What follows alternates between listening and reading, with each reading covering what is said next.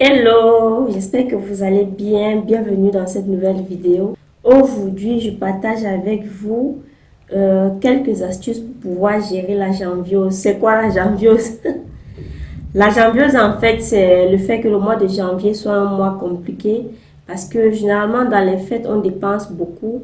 Le salaire de décembre, c'est pour les fêtes et ça doit aussi servir pour le mois de janvier. Donc, voilà pourquoi on appelle janviose parce que c'est un mois où on galère parce qu'on a tout dépensé. Moi, je vous donne quelques astuces pour pouvoir un peu vous en sortir pendant la janviose.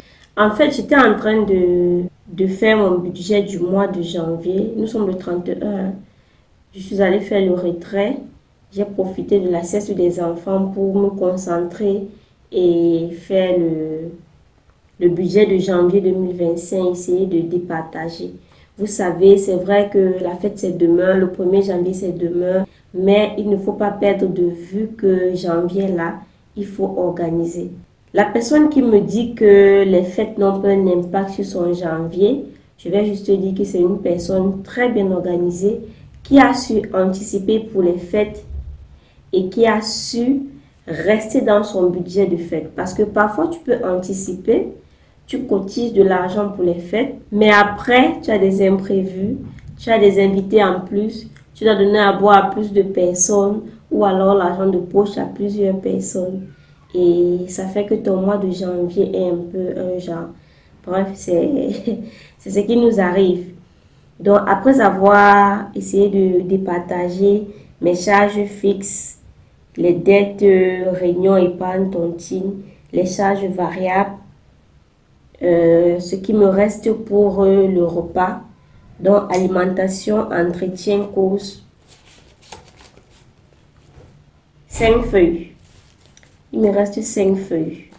Il faut gérer 5 feuilles, 5 personnes en un mois. Et un mois très très long. D'habitude, j'ai 8 feuilles pour gérer toute la maison. Mais là, j'étais en train de réfléchir sur comment faire. Et j'ai dit, bon, je profite pour filmer ça, partager avec vous, si ça peut vous aider. Bon, pour pouvoir mieux gérer la janviose, moi, je mise sur les repas moins coûteux. J'ai ma liste des repas les moins coûteux que j'ai faits. Et jusque-là, sur ces repas moins coûteux, je vais essayer de réduire soit la viande, le poisson. Je vais réduire à l'intérieur. Donc, même si j'en mets, ça serait juste un peu. Vraiment. Il faut qu'on traverse le mois de janvier si là, sans aller toquer à la porte de quelqu'un. Et on prie Dieu qu'on ne soit pas malade. Mais qu'à cela ne tienne dans la caisse maladie, on a mis le même budget. Parce que quand c'est chaud comme ça, il faut faire très attention. Ta caisse maladie, tu dois toujours veiller à mettre quelque chose dedans. Dans la caisse santé ou alors l'enveloppe santé. Il faut toujours mettre quelque chose dedans. Donc, tous les mois, essaie de mettre au minimum ça dans ton enveloppe santé. Pour que au moins, quand tu as un problème, tu peux commencer au moins les premiers soins avant de commencer à demander de l'aide aux gens. Le mois où il n'y a aucun problème de santé, cet argent reste de côté. Le mois d'après, tu mets toujours. Le mois où il y a maintenant les problèmes de santé, ce que tu as mis là-bas doit te servir au moins pour les premiers soins avant de commencer à appeler les gens que c'est chaud. Aidez-moi. Donc, ce mois de janvier, s'il n'y a rien dans les envies, il n'y a pas... Je doute même qu'on va acheter un jour dans cette maison ce mois de janvier. Les balades, il n'y en aura pas. On en a fait en décembre. Les jours, on en a bu en décembre. Et on va encore boire demain. Donc, pour revenir sur mes astuces pour bien terminer le mois de janvier avec un petit budget, j'ai fait la liste des repas moins coûteux. Les repas qui vont me coûter en moyenne tout au plus 3000 francs CFA. Parce que si ce n'est pas comme ça, je ne pourrais pas m'en sortir avec ce budget-là. Donc là, j'ai mis le couscous maïs sauce gombo. Parce que j'ai fait mon stock de gombo. J'ai acheté le gombo parce que je sais que en janvier, le gombo est souvent très cher. Surtout à partir du 10 janvier, là, il n'y a presque plus le gombo. La banane malaxée. Parce que tu prends juste la banane, les arachides, l'huile rouge. En ce qui concerne les condiments, Tu fais comme tu peux. L'essentiel, c'est de bien faire. La maison va manger. Le coquille manioc. Depuis toutes ces années, le coquille a été pour moi toujours le repas le moins coûteux. À l'époque, je faisais même le coquille avec 1000 francs. Souvent, j'achetais mon coquille de 500 et le manioc de 500. Parfois, maman me donnait les feuilles, l'huile rouge et j'avais le sel. Mais maintenant que je n'ai pas toutes ces possibilités-là, je vais m'arranger à ce que le coquille me prenne tout au plus 2500. Comme quatrième repas moins coûteux, j'ai mis le riz sauce tomate. Après, j'ai mis le foufou sauce gombo pistache. Toujours parce que j'ai le gombo. J'ai mon stock de gombo quand même. J'ai plusieurs bols de gombo parce que j'avais acheté le gombo peut-être 2 fois.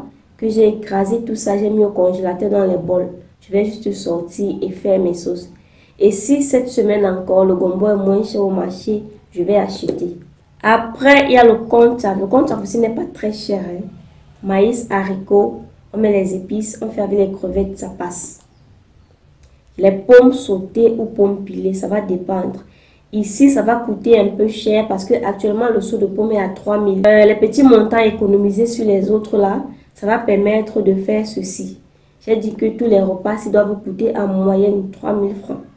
Le macabo râpé aussi, c'est macabo arachide. Ça, on peut même faire sans huile. Haricots sautés, bâton de manioc.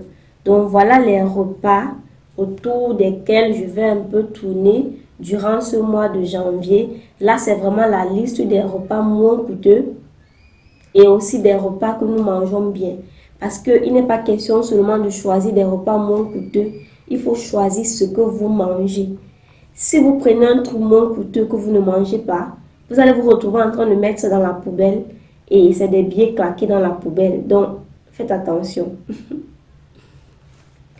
Donc, c'est un peu ce que je voulais partager avec vous aujourd'hui. Je préfère toujours de partager un peu le budget sur toutes mes charges avant de voir ce qui me reste pour l'alimentation et jongler avec au courant du mois. Il faut toujours veiller à mettre votre tontine de côté. Voilà pourquoi il est important d'entrer dans la tontine parce que ça va constituer en quelque sorte votre épargne. L'épargne, c'est important, d'autant plus quand on a un petit budget parce que c'est un peu comme ton fonds d'urgence. Soit de l'argent que tu mets de côté en banque, soit de l'argent que tu mets à la tontine comme nous autres. C'est un peu comme ton fonds d'épargne. C'est un peu comme ton fonds d'urgence. En cas de problème, ce n'est que ça qui peut t'aider. Tu pars à la réunion, tu demandes un crédit ou bien tu bouffes ta tontine pour faire quelque chose. Donc veillons, nous qui avons les petits budgets, veillons à mettre un peu de côté dans l'épargne ou dans la tontine. C'est notre fonds d'urgence, c'est notre secours. Et aussi, on n'oublie pas que c'est la rentrée scolaire. En dépensant tout l'argent le 1er janvier, on n'oublie pas que c'est la rentrée scolaire dans quelques jours. Pour les parents qui n'ont pas encore terminé la pension des enfants, pour les parents qui doivent payer le bus, la cantine et tout, veillons à penser à cela.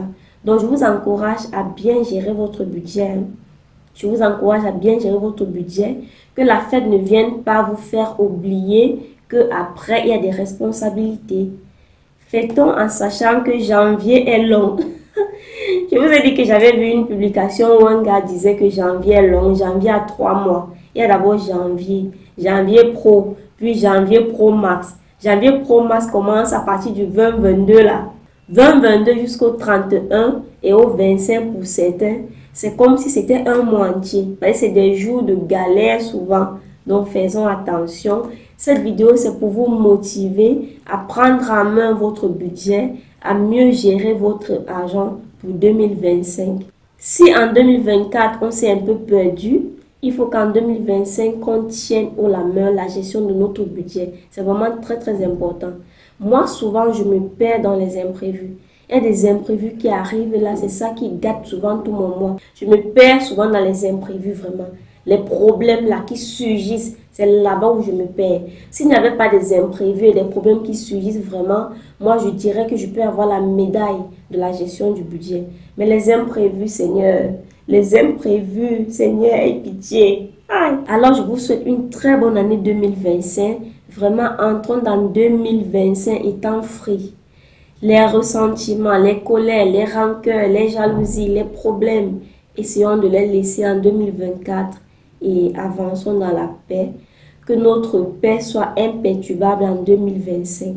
Que tout ce qui perturbe notre paix, qu'on ait le courage et la force de mettre ça de côté pour avancer dans la paix, pour avancer étant légère. 2024 n'a pas été facile pour moi.